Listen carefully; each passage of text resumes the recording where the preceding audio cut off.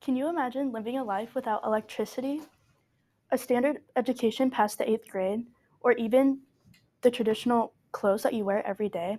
I bet you couldn't, and neither could I. Although these things, among many others, could be very difficult to live without, this is a perfect way of describing the lifestyle of the Amish. Many people seem not to know much about the Amish culture and lifestyle, aside from their old antique clothing and their horse-drawn modes of transportation. So, in order to acknowledge and understand this culture more, today we will be talking about the history of the Amish culture, their beliefs, and some misconceptions that people tend to have about them.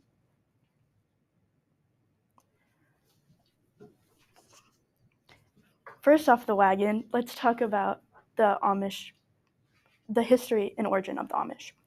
The Amish first originated in The Amish trace their origin all the way back to the Protestant Reformation back in 16th century Europe.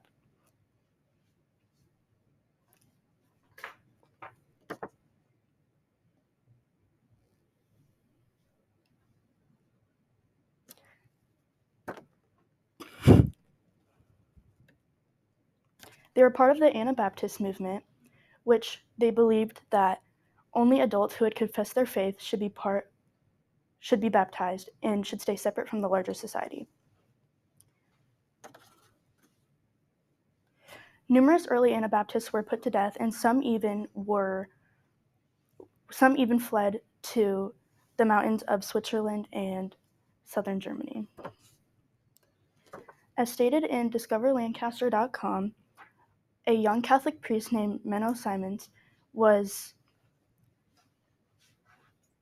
part of the Anabaptist movement.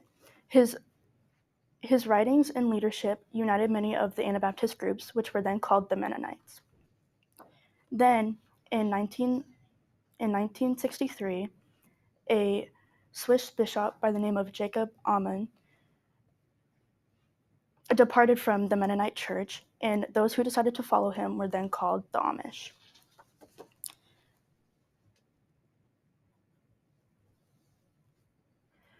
Even though that the Amish and the Mennonite churches have split up several times, they both still share the same beliefs regarding baptism, non-resistance, and basic Bible doctrines.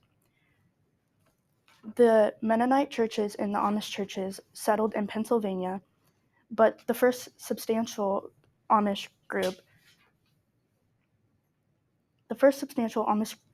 group settled in Lancaster County of Pennsylvania in the 1720s or 1730s. Next, let's talk about the Amish beliefs, probably the most important of our 3 points. The most obvious and most valued trait of the Amish is probably the trait of simplicity. When looking at this, you may notice this factor in the way that they dress. The Amish fashion styles are simple, practical, and modest, and they are generally made at home, using plain fabrics.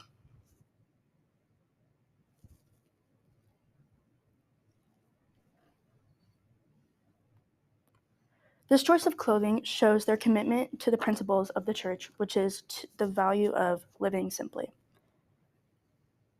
Another moral of the Amish is the heart for family and community.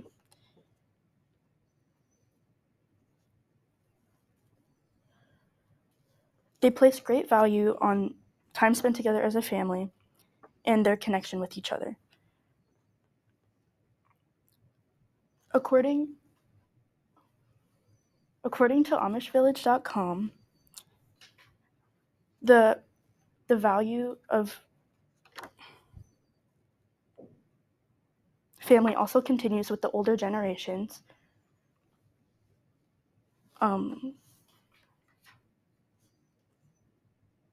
It also continues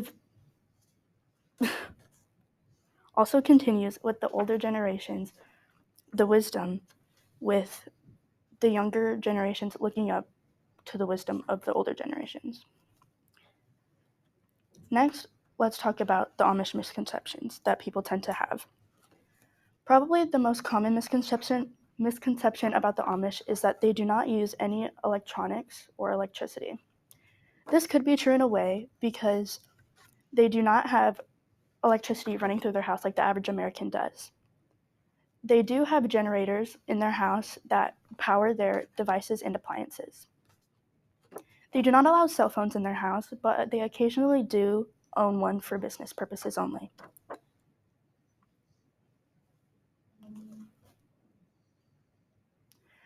The next misconception we'll be talking about is some people think that the Amish do not believe in educating their children. This is also a factor that could be true.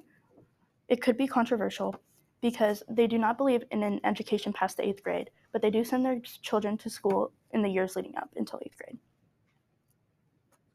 According to playmakersprep.org, the website mentions that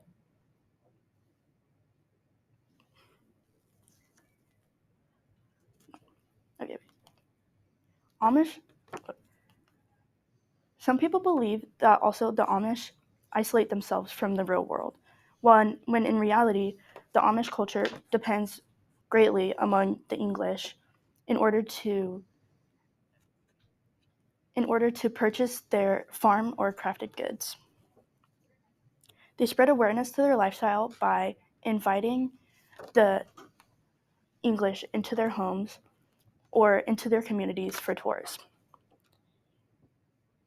Some members of the Amish community even work for the English by sewing, cooking, cleaning, or caregiving.